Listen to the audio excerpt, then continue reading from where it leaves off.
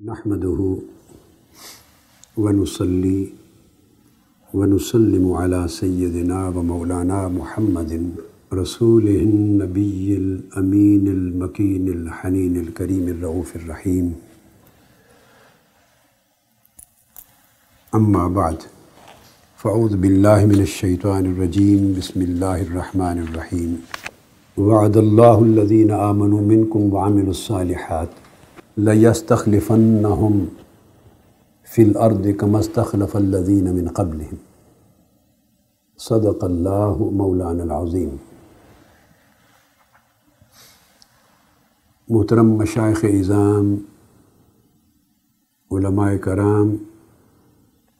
معزز اساتذہ اور عزیز طلباء، اللہ رب العزت کی توفیق سے ہم نے پچھلی نشست میں اپنی گفتگو اسی آیہ کریمہ کی تفسیر پہ ختم کی تھی کہ جو اہل ایمان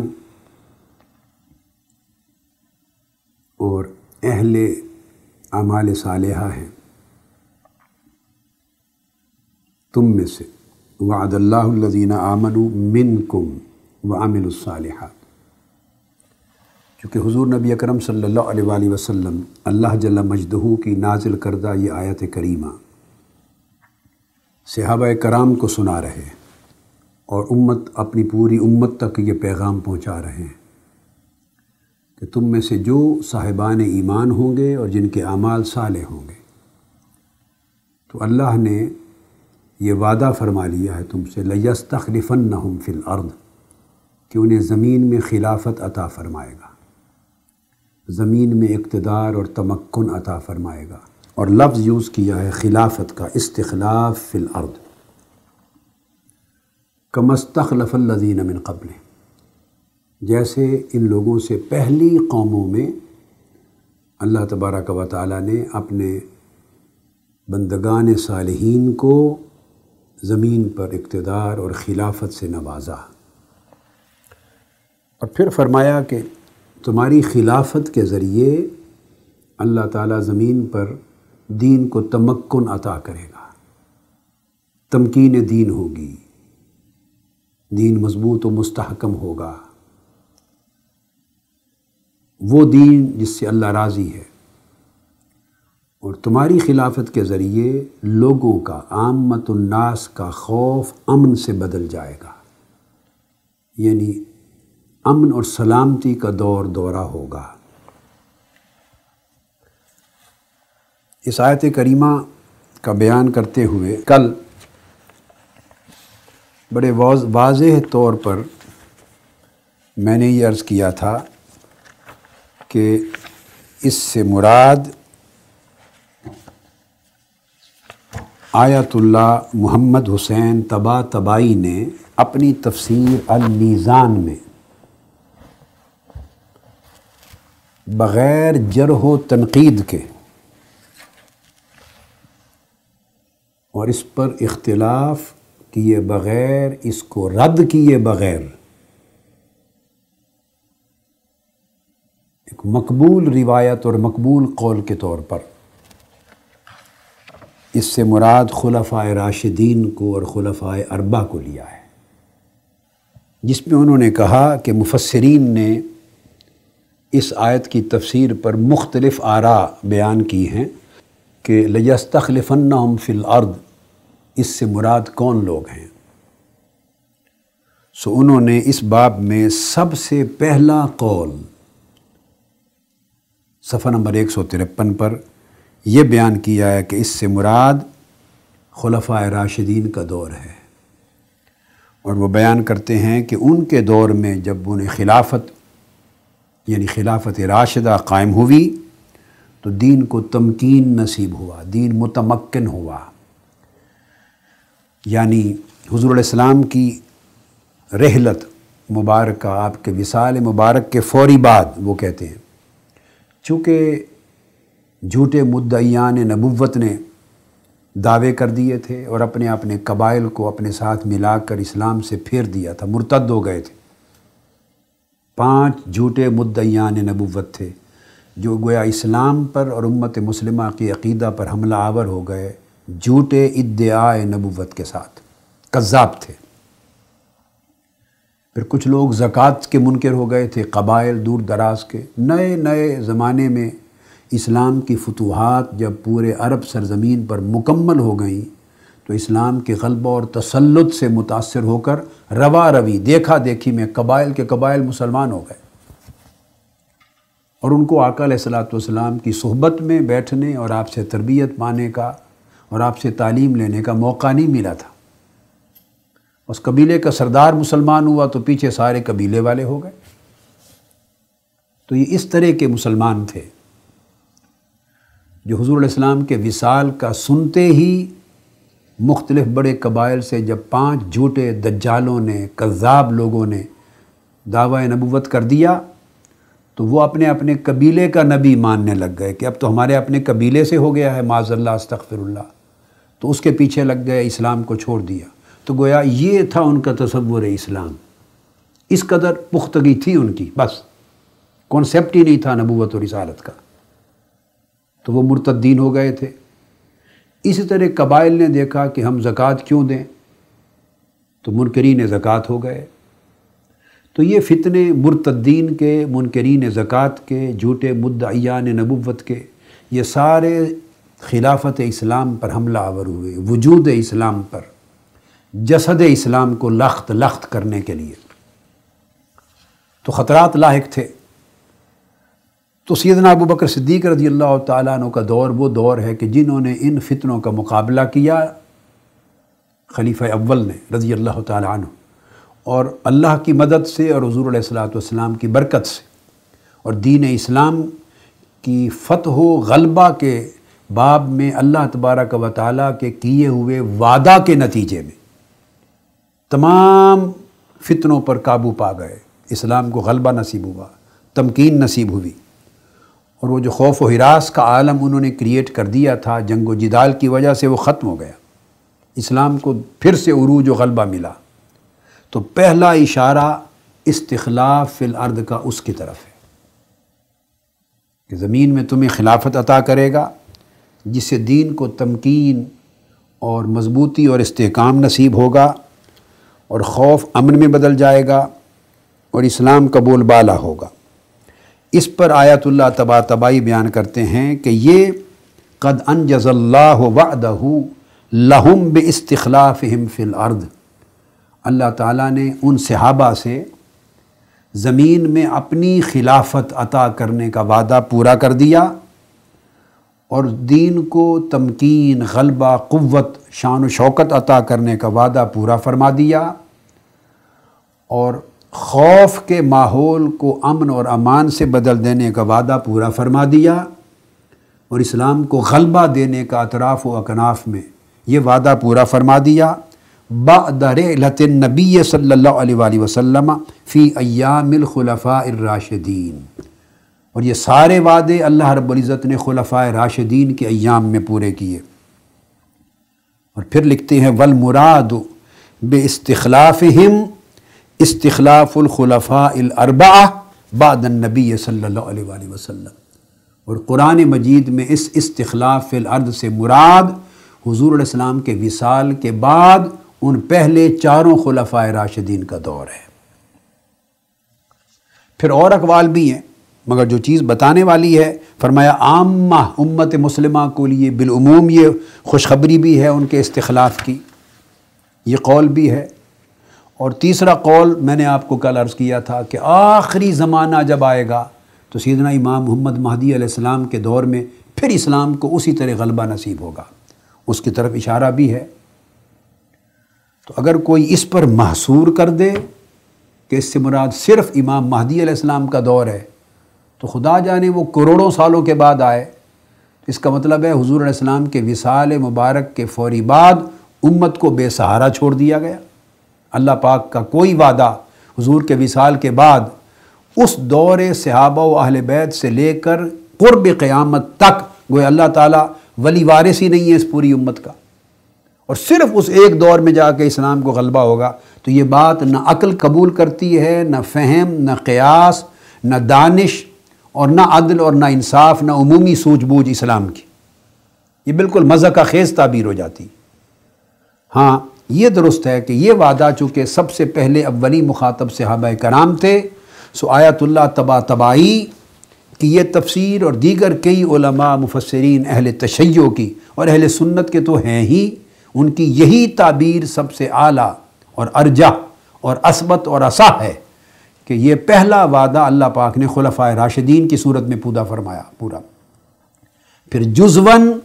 بعد کے ادوار میں گو خلافت راشدہ کی صورت نہ رہی، مسلمانوں کی حکومتیں رہیں، بنو امیہ تھا، بنو عباس کا دور تھا، پھر اسپین کے ادوار آ گئے، اسپین میں اسلامی سلطنت کا قیام آ گیا، اور پھر تاتاری فتنے کے تھوڑے عرصے کے دور زوال کے بعد دوبارہ سلطنت عثمانیہ کا، خلافت عثمانیہ آٹمن امپائر کا دور آ گیا جو پھر 600-700 سال چلی۔ تو گویا یہ وعدہ عمومی طور پہ اطراف و اکناف عالم پر اسلام کے غلبہ و تمکن کا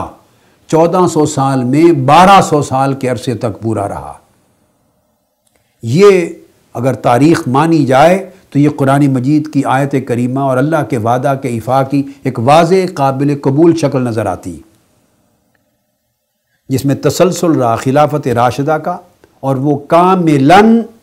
اس آیت کریمہ کے تمام جو شرائط بیان ہوئے ہیں کاملاً اس دور میں پورے ہوئے، اور اسی کا حصہ مولا علی شیر خدا کا دور بھی ہے۔ اور اگر آپ اس سے مراد میں مختلف پہلو انالیسز اب کر رہا ہوں، اگر کوئی اس سے مراد صرف ائمہ معصومین اور ائمہ اطہار اہل بیت کی طرف اس کو منسوب کرے تو پھر اللہ کا وعدہ ہی معاذ اللہ غلط اور جھوٹا ثابت ہو جاتا ہے، چونکہ ان کو تو حالات ایسے تھے کہ اقتدار اور خلافت ظاہری ملی ہی نہیں سوائے ایک مولا علی شیر خدا کے۔ یہ بات توجہ طلب ہے۔ بعض لوگ ان تمام آیات کو، بعض مولوی، بعض ذاکر لوگ، میں سنتا ہوں، دیکھتا ہوں، جانتا ہوں، زندگی گزر گئی، ہر چیز کو بلا وجہ ائمہ اطہار اہل بیت پر تھوپ دیتے ہیں۔ اب اگر اس طرف اطلاق وہ لے جانا چاہیں وَلَيَسْتَخْلِفَنَّهُمْ فِي الْأَرْضِ، خلافت پر تو آج تک جھگڑا چلا آ رہا ہے، بحث چلی آ رہی ہے کہ ان سے خلافت معاذ اللہ چھین لی گئی تو ان کو تو خلافت ملی نہیں، تو خدا کا وعدہ کیسے پورا ہوا؟ وَعَدَ اللَّهُ الَّذِينَ آمَنُوا مِنكُمْ وَعَمِلُوا الصَّالِحَاتِ لَيَسْتَخْلِفَنَّهُمْ فِي الْأَرْضِ، لام بھی تاکید کے لیے اور نون ثقیلہ بھی تاکید کے لیے اور وعدہ بھی تاکید کے لیے۔ اللہ کا وعدہ ہے کہ ضرور بالضرور اللہ ان کو زمین پر خلافت عطا کرے گا، جو مومنین کاملین ہوں گے اور صالحین ہوں گے، اعمال صالحہ والے۔ سوال یہ وہ کہاں گئے؟ اللہ کے اس وعدے کا ایفا بتائیے کہاں پورا ہوتا ہے؟ اگر اس کا رخ خلفائے راشدین کا انکار کر دیا جائے تو سارا وعدہ الہی معاذ اللہ غلط ہو جاتا ہے۔ آج کے دن تک تو یہ وعدہ پورا ہوتا نظر نہیں آتا۔ اگر خلفائے راشدین کے دور کو نہ مانے اور تسلسل نہ مانے تو صرف ایک مولا علی شیر خدا کا دور ہوا، اور اس دور میں آپ کی کثیر فتوحات ہوئی نہیں۔ ان کا زمانہ اور سیدنا صدیق اکبر رضی اللہ تعالیٰ عنہ کا زمانہ، یہ دونوں زمانے مماثل ہیں۔ اندرونی فتنوں اور خلفشاروں کا مقابلہ کرنے میں بیشتر وقت گزر گیا۔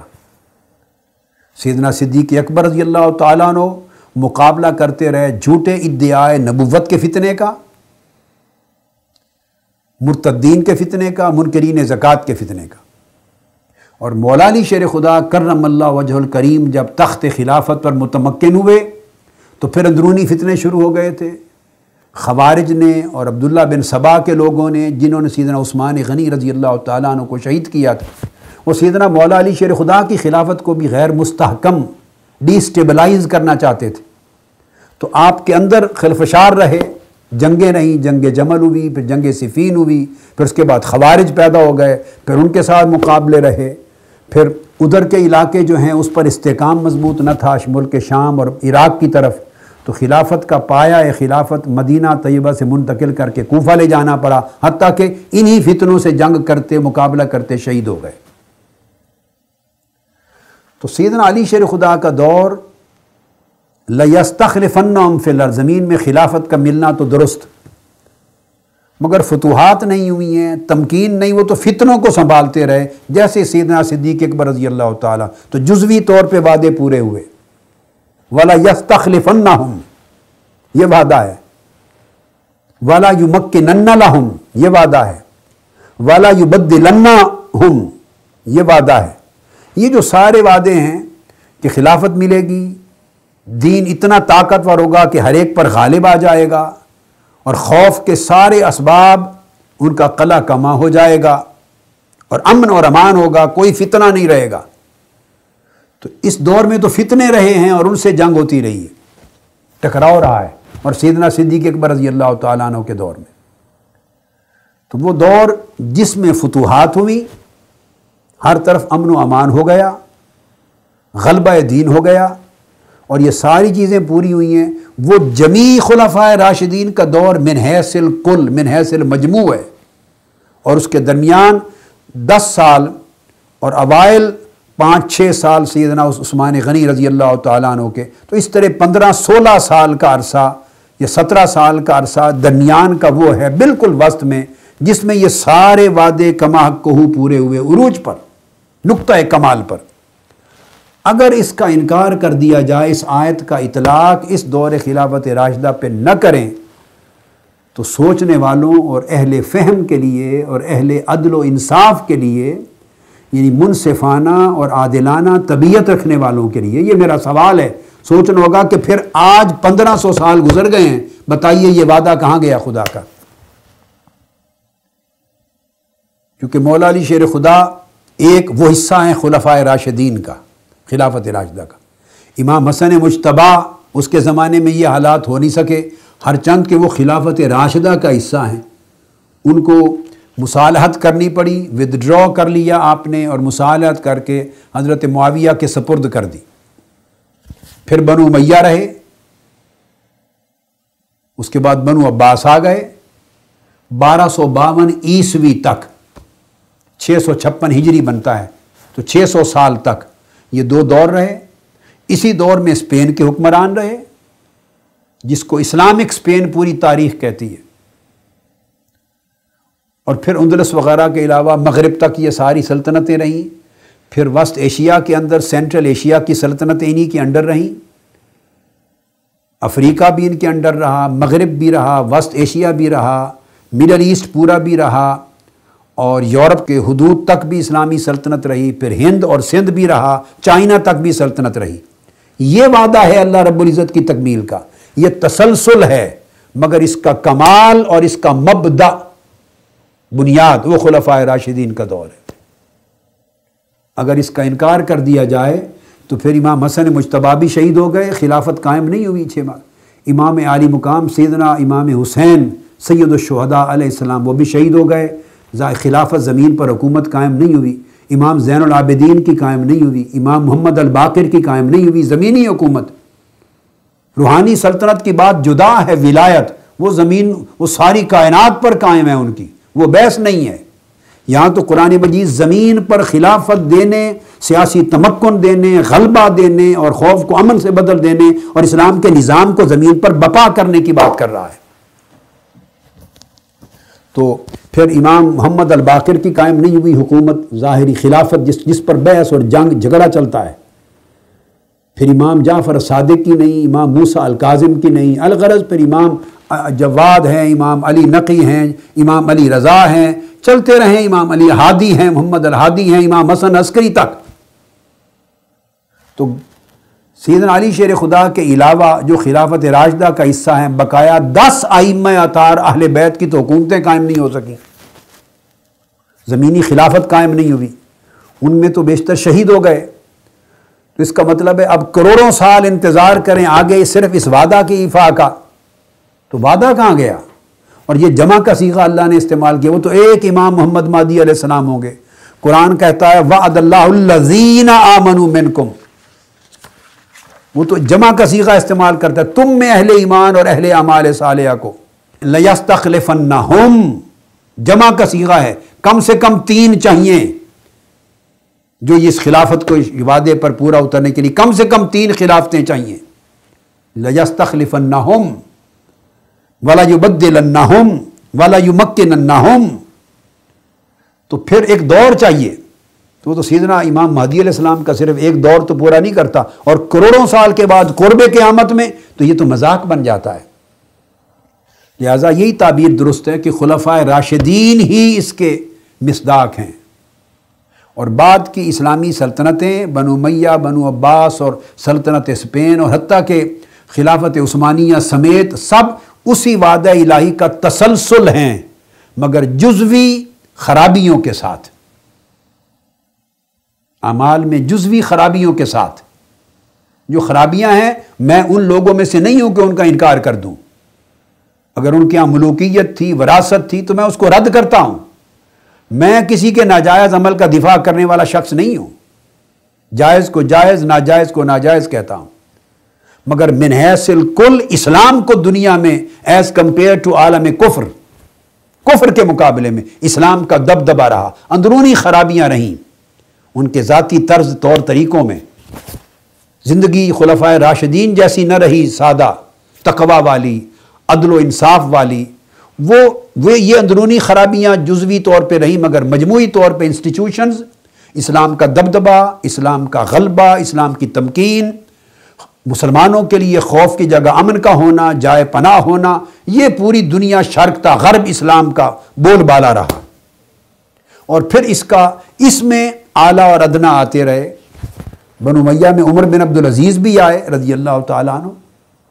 تو مختلف لوگ اچھے برے کمزور اور اعلیٰ اطوار کے اور اشعار کے آتے رہے، اور پھر اسی تسلسل میں جب درمیان میں گیپ آیا تو پھر امام مہدی علیہ السلام کا دور بھی پھر اسی خلافت راشدہ کے کلی طور پہ صحیح اور آئیڈیل دور کا پھر تسلسل بن جائے گا، امت کا اول حصہ کے ساتھ امت کا آخر حصہ امام محمد مہدی علیہ السلام کی شکل میں جڑ جائے گا۔ یہ ہے اس آیت کریمہ کی تفسیر۔ تو وہ جو میں نے بیان کیا یہ المیزان کے حوالے سے، اب اسی کی تفسیر تائید میں یہ تفصیل میں بات کی تھی آیت اللہ طباطبائی نے، اور اجمالاً اس کا اطلاق صحابہ کرام پر کرنا یہ علامہ طبرسی نے بھی کیا ہے۔ شیعہ حضرات کی جلیل القدر 6 صدی ہجری، آج سے 900 سال یا 800-900 سال پہلے کی تفسیر مجمع البیان، شیخ ابو علی الفضل بن الحسن الطبرسی، علماء امامیہ جعفریہ کے بہت بڑے اکابر علماء میں سے علامہ طبرسی اپنی تفسیر کی 7ویں جز میں دار المعرفہ کی چھپی ہوئی صفحہ 239، اس میں اسی آیت کریمہ کی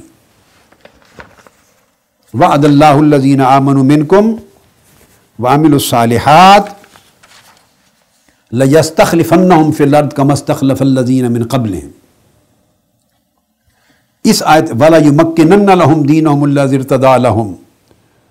وَلَا يُبَدِّلَنَّهُمْ مِنْ بَعْدِ خَوْفِهِمْ أَمْنًا، اس پوری آیت کریمہ کی تفسیر لکھ کر وہ بیان کرتے ہیں، اور روایت بھی حضرت عبداللہ ابن عباس رضی اللہ تعالیٰ عنہ سے کرتے ہیں۔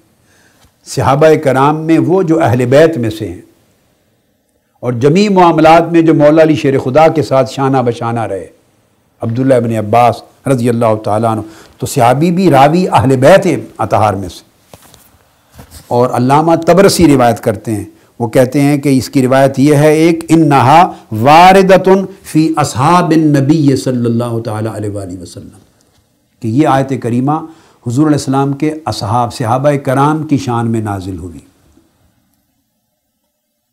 باقی پھر بھی روایت وہ بھی وقیل ہی عامۃ فی امت محمد صلی اللہ علیہ وسلم وقیل انہا فی المہدی من آل محمد، جیسے میں نے پہلے بیان کیا، ان پر گفتگو ہو چکی۔ جب عامۃ فی امت محمد میں آ جاتا ہے صلی اللہ علیہ وسلم تو وہ تسلسل بن جاتا ہے، اس میں بنو امیہ، بنو عباس، خلافت عثمانیہ، اسپین کے سارے ادوار اس عمومی اطلاق میں آ جاتے ہیں، مگر پہلا قول ہر ایک نے فی اصحاب محمد، نزلت فی اصحاب محمد واردۃ فی اصحاب محمد صلی اللہ علیہ وسلم۔ اب یہ علامہ طبرسی سے پوچھیے کہ حضور علیہ السلام کے صحابہ کرام کی شان میں نازل ہوئی تو بات تو ہو رہی ہے لَيَسْتَخْلِفَنَّهُمْ فِي الْأَرْضِ، کہ انہیں زمین میں خلافت عطا کرے گا، تو صحابہ کرام کے دور میں خلافت کن کو عطا ہوئی، کن کی خلافت قائم ہوئی؟ کیا صحابہ کرام کے ادوار میں، اور پھر وہ خلافت صحیحہ ہو، خلافت راشدہ ہو، خلافت صالحہ ہو؟ من کل الوجوہ۔ تو جب یہ علامہ طبرسی نے بھی کہہ دیا کہ حضور علیہ السلام کے صحابہ کرام کی شان میں نازل ہوئی یہ آیت خلافت، تو پتہ چلا کہ جو خلافت صحابہ کرام کے دور میں قائم ہوئی وہ غصب شدہ نہ تھی، بلکہ اللہ کے وعدہ کا ایفا اور تکمیل تھی۔ وہ چھینی ہوئی نہیں تھی، ناجائز نہیں تھی، جبر اور ظلم پر قائم نہ تھی، بلکہ وعدہ الہی پر قائم تھی، اور اللہ پاک نے اسے ایمان اور اعمال صالحہ کے ساتھ مشروط کر دیا تھا کہ اللہ کے وعدے کا ایفا ہوا صحابہ کرام کے دور میں جب خلافت راشدہ قائم ہوئی۔ یہ علامہ طبرسی کا قول میں نے آپ کو اس کا اطلاق بتا دیا۔ اب اسی کی تعبیر میں نے آپ کو خود مولا علی شیر خدا کرم اللہ وجہ الکریم ان کے فرمان عالی شان سے اس کا مفہوم سمجھا دیا تھا۔ وہ میں نے کل کوٹ کیا تھا اس کی تفصیل میں کہ یہی بات سیدنا مولا علی المرتضیٰ نے سیدنا فاروق اعظم رضی اللہ تعالیٰ عنہ کو فرمائی تھی مشورہ دیتے ہوئے، اس کی تائید۔ اور پھر میں نے جس میں حضرت فاروق اعظم رضی اللہ تعالیٰ عنہ نے اپنے دور خلافت میں فارس اور ایران کی غزوات کے لیے جہاد کے لیے جانے کی خود رائے بنائی، فیصلہ کیا، تو سیدنا مولا علی شیر خدا رضی اللہ تعالیٰ عنہ نے منع کر دیا، اور میں نے واضح کر دیا تھا کہ ان کا فرمانا جو اللہ نے کہا کہ میرا وعدہ ہے کہ میں زمین میں خلافت دوں گا اور فتح دوں گا اور اسلام کو غالب کروں گا اطراف و اکناف میں، یہ جو وعدہ ہے اس پر مولا علی شیر خدا نے فرمایا تھا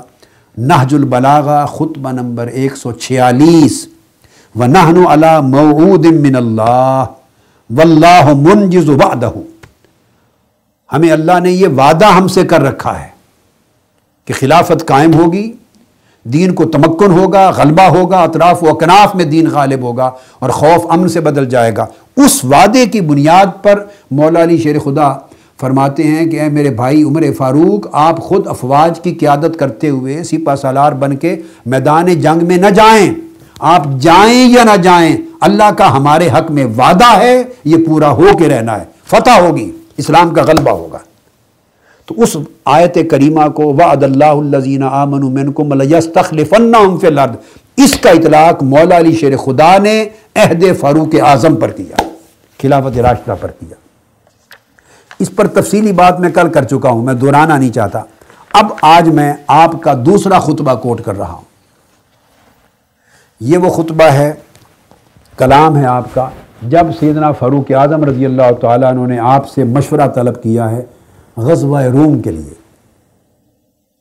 جب بلاد روم اور بلاد شام کے غزوات ہو رہے تھے تو ان میں بھی آپ نے فیصلہ فرمایا خود جانے کا، تاکہ فوجوں کو اور فوجیوں کو ایک بڑی ہمت نصیب ہو، حوصلہ ملے اور فتوحات ہوں اسلام کو۔ خود جانے کا ارادہ کیا اور اس پر انہوں نے مشورہ طلب کیا مولا علی شیر خدا رضی اللہ تعالی عنہ سے۔ آپ نے پھر فرمایا کہ اللہ رب العزت نے قد توکل اللہ لأہل ھذا الدین بإعزاز الحوزہ، یہ بھی اسی آیت کریمہ کی طرف اشارہ ہے۔ ایک سورہ الفتح کی آیات جن کا تذکرہ کل ہو چکا تھا کہ اللہ پاک آپ کو فتح عطا کرے گا جنہوں نے بیعت رضوان میں حصہ لیا ہے، دست مصطفیٰ میں ہاتھ دے کر صدق اور اخلاص نیت کے ساتھ جو حضور سے بیعت ہو گئے، ان کو فتوحات دے گا، مغانم دے گا، وَأُخْرَى لَمْ تَقْدِرُوهَا، اور بعد از وصال نبی صلی اللہ علیہ وآلہ وسلم بڑے بڑے ملکوں اور سلطنتوں کی بھی فتوحات عطا کرے گا جس کا تم اب تصور نہیں کر سکتے۔ یہ سارے وعدے بیعت رضوان میں شامل صحابہ کرام سے ہو رہے ہیں۔ یہ دو بنیادی وعدے ہیں قرآن مجید کی، سورہ الفتح کے اور ایک یہ وعد اللہ الذین آمنوا سورہ آیت استخلاف کے۔ اب اس پر مولا علی شیر خدا اس دوسرے خطبے میں بھی فرماتے ہیں کہ اللہ رب العزت نے اس دین کے حامل اور وارثوں کے لیے اس دین کی حفاظت کرنا اور ان کی حمایت کرنا اور ان کی مدد کرنا اللہ نے خود اپنے ذمے لے لیا ہے۔ اللہ ان کا وکیل بن چکا ہے آپ کا، اس نے خود یہ ذمہ داری اٹھا لی ہے، وہ وکیل ہے، اس نے اپنے سپرد کر دیا ہے یہ کام کہ لأہل ھذا الدین، اس دین کے حاملوں کی حفاظت کرے، بإعزاز الحوزہ وستر العورہ، کوئی کمی کمزوری ہو اس پہ پردہ ڈالے گا، حفاظت کرے گا، اور اگر کوئی ایسا موقع مقابلہ کا آ جائے تو ہمیشہ اللہ حمایت کرے گا، مدد کرے گا، نصرت عطا کرے گا اور حفاظت کے ذریعے فتح دے گا۔ یہ اللہ نے اپنے ذمے لے لیا ہے۔ اب یہ بات سیدنا مولا علی شیر خدا فرما رہے ہیں سیدنا فاروق اعظم رضی اللہ تعالیٰ عنہ لِأَهْلِ هَذَا الدِّينِ۔ تو گویا مولا علی شیر خدا نے سیدنا فاروق اعظم رضی اللہ تعالیٰ عنہ کے دور خلافت کو اور آپ کی حکومت کو اور آپ کے ترتیب دیے ہوئے لشکروں کو اہل ھذا الدین کہا، اس دین کے اہل، اس دین کے حامل، اس دین کے وارث، اس دین کے سپہ سالار دین اسلام کے اور اللہ کے وعدہ کے حقدار۔ اگر معاذ اللہ استغفر اللہ العظیم یہ جھوٹا مفروضہ اور انتہائی حیرت انگیز اور اذیتناک من گھڑت یہ مفروضے بعض لوگوں کے جو امت میں انتشار اور فتنہ پیدا کرنے کے لیے کرتے اور چلاتے ہیں، اگر یہ قبول کر لیے جائیں کہ یہ لوگ معاذ اللہ استغفر اللہ دین کو چھوڑ گئے تھے، پھر گئے تھے، منافقت چھپا رکھی تھی، حضور کے وصال کے بعد کھل کر سامنے آ گئے، استغفر اللہ العظیم مرتد ہو گئے، خارج ہو گئے اور اہل بیت کے خلاف دشمن ہو گئے اور خلافت کا حق جو اللہ رسول کا دیا ہوا غصب کرنے والے بن گئے، ان تمام معاذ اللہ الزامات کو جمع کر لیں تو تصور کریں کہ کیا امیج ذہن میں بنتا ہے ان کا، سیدنا صدیق اکبر کا، سیدنا فاروق اعظم کا اور ان صحابہ کرام کا۔ اور جو اگر معاذ اللہ اس مفروضے کو قبول کر لیا جائے، غلط مفروضے کو، تو سیدنا علی شیر خدا کے ساتھ تو اہل بیت بنو ہاشم کے علاوہ کل 11 صحابہ بیٹھے تھے آپ کے ساتھ گھر میں، آپ کی مشاورت میں پہلی بیعت کے وقت۔ پھر جب آپ تشریف لے گئے تو سب نے بیعت کر لی، بیعت سب نے کر لی، مولا علی شیر خدا سمیت سیدنا صدیق اکبر رضی اللہ تعالیٰ عنہ، مگر ان کے انتظار میں کہ یہ کریں تو ہم بھی کریں۔ کل 11 تھے اور ان 11 میں سے کوئی صاحب خلافت نہیں ہوا، وہ خلیفہ نہیں ہوئے۔ سوال اب پیدا ہوتا ہے کہ اس سچویشن میں اگر وہ جھوٹا مفروضہ جو دین میں تفرقہ اور انتشار پیدا کرنے کا، پراگندگی یہ ذہن کی کا پیداوار وہ مفروضہ، اگر وہ قبول کر لیا جائے تو مولا علی شیر خدا where does he stand? What is going to be his status? What is going to be his position? His integrity, his character, his solidarity, his truthfulness, his righteousness، ان کی صداقت، ان کی جرأت ایمانی، ان کا کردار، ان کا تقوی، ان کا علی مرتضیٰ ہونا، ان کا سیف اللہ ہونا، دین حق کا علمبردار ہونا، سچ بولنا، یہ ان کا کردار کہاں جاتا ہے؟ وہ ان کو برملا کیا کسی خوف سے کہہ رہے ہیں ان کو کہ آپ اہل ھذا الدین، آپ دین اسلام کے حامل و وارث ہیں، اور اللہ نے یہ آپ کی مدد کرنا اور آپ کے لشکروں کی اور آپ کی سلطنت کی اور آپ کی خلافت کی اور آپ کے منصوبے توسیع اسلام کی مدد کرنا، حفاظت کرنا، اللہ اس کا ذمہ دار ہے، پورا کر کے رہے گا، خود نہ جائیے۔ یہ کیا فرما رہے ہیں مولا علی شیر خدا؟ 100 جواب بن سکتے ہیں، کہہ دیں آپ کی مرضی، جائیں تو اس کے یہ فوائد ہیں اور یہ نقصانات ہیں، نہ جائیں تو یہ فوائد ہیں، یہ نقصانات ہیں، خود فیصلہ کر لیں۔ یہ سمپل جواب دے دیں، ٹھیک ہے، اگر آپ اس حق میں ہیں کہ ٹھیک ہے جائیں تو فرما دیں کہ جائیے، جانے میں فائدہ ہے۔ اگر آپ کی حکمت اور بصیرت اور امانت اور دیانت مشورے میں، المستشار و مؤتمن، جس سے مشورہ لیا جائے وہ امانت دار ہوتا ہے، اگر آپ کی امانت داری تقاضا کرتی ہے ان کو روکنے کا کہ وہ خود نہ جائیں تو سمپل کہہ دیں کہ اے عمر میری رائے میں نہ جانا بہتر ہے، یہیں رہیں، بس کیا ضرورت ہے اگلے اتنے اضافی جملے بولنے کے؟ کو ہمارے جیسے کردار کے لوگ تھے وہ۔ آج کے لوگ ایسے چاپلوسی کرتے ہیں، اضافی جملے بولتے ہیں، جو بات دل میں نہیں ہوتی منہ پہ لاتے ہیں، خوش آمدانہ کلمات بولتے ہیں، وہ تعریفیں کر دیتے ہیں کسی مفاد کے لیے جس کا وہ حقدار نہیں ہوتا۔ ایک گھٹیا درجے کے لوگ، دنیا پرست وہ لوگ یہ کام کرتے ہیں۔ کیا آپ ایسا کردار مولا علی المرتضیٰ کے سپرد کرنا چاہتے ہیں؟ استغفر اللہ، جس مولا علی شیر خدا رضی اللہ تعالیٰ عنہ کا اتنا بلند رتبہ اور مرتبہ، وہ اس طرح کے آدمی ہوں کہ جو بات ان کے دل میں نہ ہو وہ زبان پہ لے آئیں، دل کی بات کے خلاف، معاذ اللہ، یہ تو کس بنتا ہے؟ اگر وہ ان کو اہل دین نہ سمجھتے تو کیوں کہتے کہ آپ اہل دین ہیں؟ غاصبوں کی حکومت سمجھتے تو کیوں کہتے وَتَوَكَّلَ اللَّهُ لِأَهْلِ هَذَا الدِّينِ؟ معاذ اللہ، وہ تو دین کو اس سوچ کے مطابق وہ تو دین کو ٹکڑے کر چکے ہیں، وہ تو دین کو نقصان پہنچا چکے ہیں، معاذ اللہ دین سے خارج ہو چکے ہیں۔ وہ اہل هذا الدین رہے کب ہیں؟ اس مفروضے، جھوٹے باطل مفروضے کے تحت۔ اور جب مولا علی شیر خدا ان کو اہل ھذا الدین کہہ کر اللہ کے وعدے کا مصداق ٹھہرا رہے ہیں، تو پھر ہمیں اپنی سوچ کی اصلاح کرنی چاہیے کہ ہم اگر ان کو برا سمجھیں تو ہم مولا علی شیر خدا کے مد مقابل کھڑے ہو کر مولا علی شیر خدا کو جھوٹا کہہ رہے ہیں، معاذ اللہ، استغفر اللہ العظیم، مولا علی شیر خدا کی تکذیب کر رہے ہیں۔ ایک فیصلہ کریں، یا مولا علی شیر خدا کے مخالف کیمپ میں کھڑے ہوں اور جو بات وہ کہیں ان کے مخالف کہیں، یا مولا علی شیر خدا کے غلام تابع دار بن کے وفادار ہوں، جو وہ کلمہ کہیں وہ ایمان رکھیں۔ اب میری نصیحت تو یہ ہے، میری نصیحت کہ لوگوں، خدا کے لیے مولا علی شیر خدا سے زیادہ بڑا مومن نہ بنو، یہ کوشش نہ کرو۔ مولا علی شیر خدا سے بڑھ کر سچا بننے کی کوشش نہ کرو۔ مولا علی شیر خدا سے بڑھ کر دین اسلام کا وفادار بننے کی کوشش نہ کرو۔ قیامت تک کروڑوں وفادار دین کے آ جائیں، کل ولی آ جائیں، سن لیں، کل علماء جمع ہو جائیں، کل محدثین جمع ہو جائیں، کیا امام بخاری، مسلم، ابو داؤد، ترمذی، نسائی، ابن ماجہ، امام ابو حنیفہ، امام مالک، امام احمد بن حنبل، امام شافعی، سرکار غوث اعظم شیخ عبد القادر جیلانی، خواجہ اجمیر، داتا گنج بخش علی اجمیری، حضرت جنید بغدادی، سری سختی، معروف کرخی، با یزید بستامی سمیت کل دنیا کے اولیاء، ائمہ، فقہا، مجتہدین، علماء، صالحین، سارے جمع ہو جائیں، مل کر بھی مولا علی شیر خدا کے برابر نہیں ہو سکتے۔ حضور کی امت کے کل اولیاء کی ولایتیں جمع کر لیں، مولا علی شیر خدا کے برابر نہیں ہو سکتی۔ کسی کی صداقت مولا علی شیر خدا کی صداقت کے برابر نہیں ہو سکتی۔ تو پھر میری نصیحت یہ ہے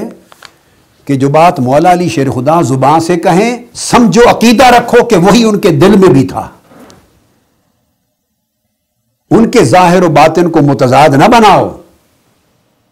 انہیں ایسا انسان نہ قرار دو کہ وہ زبان سے مصلحتوں کی خاطر کچھ اور کہتے رہے، دل میں کچھ اور سمجھتے رہے۔ استغفر اللہ العظیم، یہ منافقوں کا کام ہوتا ہے، مداہنوں کا کام ہوتا ہے، کمزور ایمان والوں کا کام ہوتا ہے، دھوکے بازوں کا کام ہوتا ہے۔ یہ پاکستان کے سیاستدانوں کا کام ہوتا ہے۔ مولا علی شیر خدا کا یہ منصب نہ بناؤ، خدا، استغفر اللہ العظیم۔ یہ پاکستان میں ہوتا ہے کہ پرویز مشرف صاحب کی حکومت تو اس میں بھی وزیر ہوتے، نواز شریف صاحب کی تھی تو اس میں بھی وزیر تھے، کاف لیگ آ گئی تو اس میں بھی وزیر مشیر تھے، اب زرداری صاحب کی آ گئی تو اس میں بھی وزیر مشیر ہیں۔ یہ کردار ہے پاکستانی سیاستدانوں کا۔ جب مولا علی شیر خدا صدیق اکبر کے بھی وزیر و مشیر، فاروق اعظم کے بھی وزیر و مشیر، عثمان غنی کے بھی وزیر و مشیر، اور پھر جب اپنی باری آئی تو خلیفہ، تو کیا مولا علی شیر خدا کا ہر خلافت میں حصہ دار، وزیر اور مشیر اور چیف ایڈوائزر رہنا، معاذ اللہ آپ اس کو اس طرح کا گردانتے ہیں جیسے آج کل کے لوگ جو ایمان سے اور امانت سے آ رہی ہیں؟ وہ اگر کسی کے مشیر تھے تو سچا سمجھتے تھے تو مشیر تھے، ذمہ داریاں تھیں ان کے پاس، ورنہ الگ ہو کے بیٹھ جاتے، لا تعلق ہو جاتے، لڑائی بھی نہ کرتے۔ اب وہ ان کو کہہ رہے ہیں، اور پھر یہ جملے بولنا کہ آپ اہل اس دین کے حامل اور وارث ہیں، اللہ کا وعدہ ہے آپ کے ساتھ کامیابی کا، مدد کا، اللہ نے وکالت لے لی ہے، اور پھر والذی ناصرہم، اور آپ وہ لوگ ہیں جن کی مدد کرنا اللہ نے اپنے ذمہ لے لیا ہے، وہم قلیل لا ینتصرون، ومعناہم وہم قلیل لا یمتنعون حی لا یموت۔ یہ سارے اللہ کے جو وعدے ہیں اور اس کی مدد و نصرت کے، یہ آپ کے لیے ہیں۔ یہ بیان کر کے پھر اب مولا علی شیر خدا رضی اللہ تعالیٰ عنہ اصل مسئلہ مشورہ پہ آ رہے ہیں جس پر مشورہ طلب کیا گیا تھا۔ فرمایا انک متی تصر الی ھذا العدو بنفسک، اگر آپ بذات خود اس دشمن کی طرف، یعنی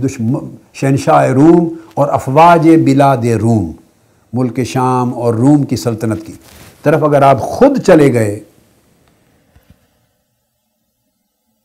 فَتَلْقَهُمْ بِشَخْصِكَ، اور براہ راست بنفس نفیس وہاں جا پہنچے اور ان کے ہاتھ آپ لگ گئے، ان لشکروں کے آمنے سامنے آپ پہنچ گئے، فَتُنْقَبْ لَا تَكُنْ لِلْمُسْلِمِينَ كَانِفَةٌ دون اقصى بلادہم، اور اگر آپ کو کوئی نقصان پہنچ گیا، چونکہ جب آپ سامنے چلے جائیں گے تو وہ ہر طرف سے توجہ ہٹا کر آپ کے خاتمے پر تل جائیں گے، آپ کو اپنا ٹارگٹ کر لیں گے کہ آپ کو نقصان پہنچائیں، مار دیں، شہید کر دیں، تو سمجھیں گے ہر ایک کو چھوڑ دو، یہ امت مسلمہ کا خلیفہ ہے، امیر ہے، ان کا قیم ہے، ان کا سردار ہے، ان کا نظام ہے، اسی وجہ سے سارے شرازے جو ہیں امت مسلمہ کے مجتمع ہیں، اسی وجہ سے سب کو ڈھارس ہے، اس وجہ سے دین اسلام کا استحکام ہے، آپ پر پل پڑیں گے۔ اگر خدا نہ خواستہ آپ کو نقصان پہنچ گیا، لا تکن للمسلمین کانفہ، تو امت مسلمہ کے لیے کوئی ملجا نہیں رہے گا، امت مسلمہ کا ملجا و ماوا نہیں رہے گا۔ کانفہ ملجا اور ماوا کو کہتے ہیں جدھر رجوع کیا جائے، عاصمہ پناہ گاہ کوئی نہیں رہے گی، یہ معنی ہے کانفہ کا، ملجا ماوا عاصمہ، جس سے لوگوں کو پناہ ملے، امت مسلمہ کی پناہ آپ ہیں، اے فاروق اعظم، اے عمر فاروق، امت مسلمہ کا ملجا آپ ہیں، امت مسلمہ کا ماوا آپ ہیں، ڈھارس آپ ہیں، پناہ گاہ حفاظت گاہ مسلمین کی آپ ہیں۔ اب جو آدمی اسلام پہ معاذ اللہ حملہ آور ہو اور معاذ اللہ سیدہ فاطمہ الزہرا کی بے حرمتی کرنے والا ہو، یا خلافت کو غصب کرنے والا ہو اور ساز باز کرنے والا ہو اور ظالم اور جابر ہو، اس کو مولا علی شیر خدا کہیں کہ آپ واحد امت مسلمہ کے ملجا و ماوا ہیں۔ ذرا دو باتوں کو جوڑ کر تو دکھائیے مجھے کیسے انتباہ کرتے ہیں۔ کیا استغفر اللہ غلط بیانی کر رہے ہیں مولا علی شیر خدا؟ مداہنت سے کام لے رہے ہیں، جھوٹی چاپلوسی کر رہے ہیں؟ استغفر اللہ، جو یہ گمان کرے وہ ایمان سے ہی خارج ہے، بے ایمان، جو مولا علی شیر خدا کی نسبت ایسا گمان کرے۔ ان کو کہہ رہے ہیں صاحب، اور کتاب آپ کا اپنا خطبہ ہے، نہج البلاغہ ہے، میں اہل سنت کی تو کتابوں میں سے سرے سے کسی ایک کتاب کا حوالہ ہی نہیں دے رہا، پوری سیریز میں۔ فائدہ کیا؟ اگر اہل تشیع بھائیوں کو بات سمجھانی ہے اور اہل سنت کی کتابوں کے حوالے دوں تو ان کے لیے تو وہ حجت نہیں ہوں گے، وہ کہیں گے ہم نہیں مانتے۔ اسی طرح اگر اہل سنت بھائیوں کو کوئی بات سمجھانی ہو تو آپ اگر اہل تشیع کی کتابوں کے حوالے دے دیں گے تو اہل سنت کیوں مانیں گے؟ وہ کہیں گے یہ آپ کی اپنی گھڑی ہوئی ہیں، یہی تو رولا ہے، یہی تو جنگ ہے ساری، یہی تو فساد ہے، جھوٹی روایتیں صحابہ کرام کے خلاف گڑھی گئیں۔ تو اہل تشیع کی کتابوں کے حوالے اہل سنت کے خلاف حجت نہیں ہوگے، نہیں مانیں گے۔ اور اگر اہل تشیع کو سمجھانی ہو کوئی بات اور حوالے اہل سنت کی کتابوں کو دے دیں تو اہل تشیع کیوں مانیں گے؟ وہ کہیں گے گھڑی ہوئی باتیں ہم نہیں مانتے، یہ سنیوں کی ہیں۔ یہ وجہ ہے کہ یہ چونکہ نصیحت شان سیدنا صدیق اکبر اور شان سیدنا فاروق اعظم رضی اللہ تعالیٰ عنہ کے باب میں کل امت مسلمہ کو بالعموم اور اپنے اہل تشیع بھائیوں کو بالخصوص ہے، اس لیے میں کوئی ایک حوالہ بھی، جس سنگل حوالہ بھی کتب اہل سنت سے نہ دیا ہے، نہ دے رہا ہوں، نہ دوں گا، سوائے ان روایتوں حدیثوں کی بحث آئے گی جو بخاری مسلم اہل سنت کی کتب سے روایتیں لے کر بحث کی گئی ہے، سو اس پر بحث کروں گا انشاءاللہ۔ حدیث کرتاس آئے گی تو اس پر بحث کروں گا، جہاں جہاں سے کوئی روایت کوٹ ہوئی اس پر گفتگو کروں گا۔ تو یہ مولا علی شیر خدا فرما رہے ہیں کہ امت مسلمہ کے لیے کوئی ملجا و ماوا، کوئی پناہ گاہ نہیں رہے گی اے عمر اگر آپ شہید ہو گئے۔ دون اقصى بلادہم، دور دور تک، دنیا میں دور دور تک مسلمانوں کو پناہ گاہ نہیں ملے گی۔ آگے اب یہ تو میں نے ترجمہ کیا تھا نا، کانفہ اس کا معنی ملجا و ماوا اور عاصمہ، عربی زبان کا لفظ ہے، حفاظت گاہ، پناہ اس کو کہتے ہیں۔ پھر آگے فرمایا لیس بعدک مرجع یرجعون الیہ۔ اب مولا علی شیر خدا کا صریح جملہ بھی سن لیجئے، اے عمر فاروق، آپ کے بعد امت کا کوئی مرجع ہی نہیں ہے جہاں وہ پناہ ڈھونڈنے کے لیے امت جا سکے۔ آپ اس کو پڑھیے، میں پھر دعوت دے رہا ہوں اور اگر یہ خطبے میں سارے لفظ آپ کو مل جائیں تو خدا کے لیے نوجوان لوگ ان مولویوں ذاکروں سے پناہ مانگیں، ان سے گرفت کریں ان کی، کہ خدا کے لیے لوگوں کا ایمان غارت نہ کرو، امت مسلمہ میں پھوٹ اور تفرقہ کی آگ نہ لگاؤ، امت کو جینے دو سکھ کا سانس، امن کی زندگی پیدا کرو عزت و احترام کے ساتھ۔ یہ مولا علی شیر خدا کے لفظ ہیں۔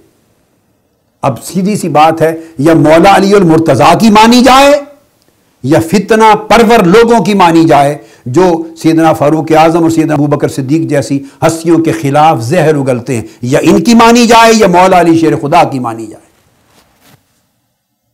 مولا علی شیر خدا کرم اللہ وجہ الکریم سیدنا فاروق اعظم کو کہہ رہے ہیں، یہ لفظ ہیں، میں نے کوئی غلط اطلاق نہیں کیا، نہج البلاغہ کے لفظ ہے، من کلام اللہ علیہ السلام وقد شاورہ عمر بن الخطاب رضی اللہ تعالیٰ عنہ فی الخروج الی غزو الروم بنفسہ۔ فاروق اعظم کو رضی اللہ تعالیٰ عنہ کو خطاب کر رہے ہیں، اور ان کے کہتے ہیں، بھائی عمر، لیس بعدک مرجع